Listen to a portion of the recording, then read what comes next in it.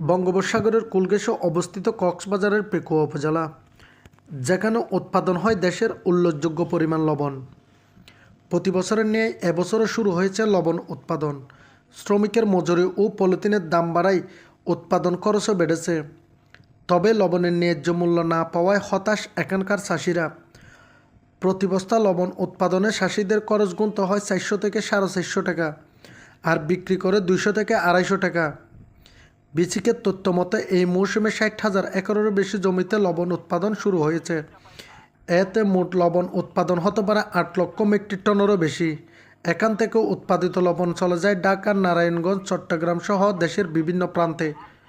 তবে লবণের ন্যায্য মূল্য না থাকায় হতাশ প্রান্তিক চাষিরা। তারা সরকারের কাছে লবণের ন্যায্য মূল্যের দাবি জানায়।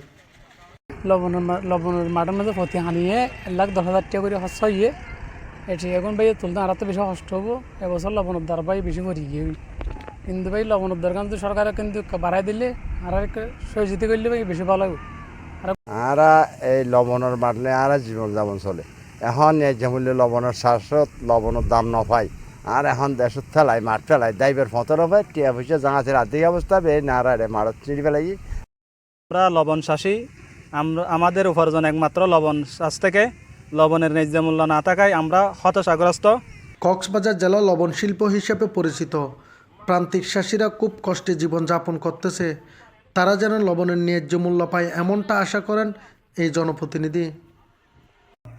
কক্সবাজার জেলায় আমাদের শিল্প হিসাবে পরিচিত, লবণ শিল্প হিসাবে প্রান্তিক চাষি যারা আছে তারা খুবই কষ্ট বিনিময়ে জীবনযাপন করতেছে। তারা যেন ন্যায্য মূল্যটা পায়, সরকারের কাছে অনুরোধ জানাচ্ছি।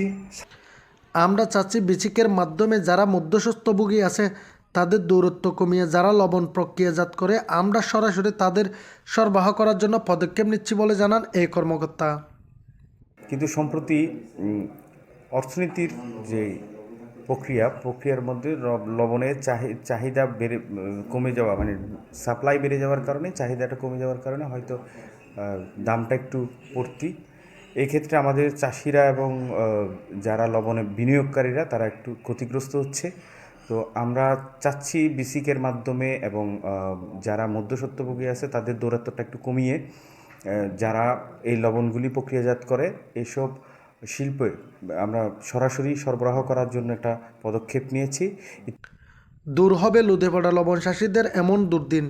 সরকারের সুদৃষ্টিতে ঘুরে দাঁড়াবে পেকুয়ার লবণ চাষিরা, পাবেন ন্যায্য মূল্য, এমনটাই প্রত্যাশা ভুক্তভোগী সহ সচেতন মহলের।